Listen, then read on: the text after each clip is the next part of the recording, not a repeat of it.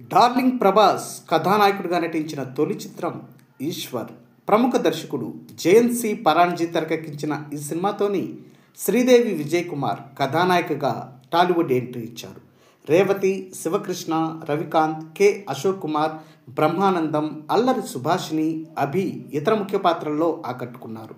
Shri Lakshmi Venkateswara art creations పతాకంపై K Ashok Kumar నిర్మించిన ఈ సినిమాకి ఆర్పి పట్నాయక్ సంగీతం ఓ ఎస్సెట్గా నిలిచింది.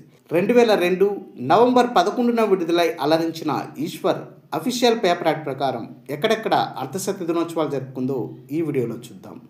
Vizag Leelamahal, Vizianagaram Sivaranjani, Srikakulam Keerthika, Rajahmundry Kumari, Kakinada Geeth, Eluru Vijayalakshmi, Vijayawada Kanakadurga, Gudivada Venkataramana, Guntur Bhaskar, Ongole Sridevi, Chirala Sarath, Narasaraopet Srinivasa deluxe, Nellore Kanakamahal, Tirupati Devendra Mahal, Kurnool Apsara, Kadapa Sridevi, Anantapur Tarangini, Hyderabad Devi, Warangal Gemini, Karimnagar Venkataramana, Mahabubnagar Maheshwari, Kothagudem Parameshwari. Dear viewers, అప్పట్లో ఈశ్వర్ సినిమాని మీరు ఏ టాకీస్లో చూసారో కామెంట్ బాక్స్లో పోస్ట్ చేయండి.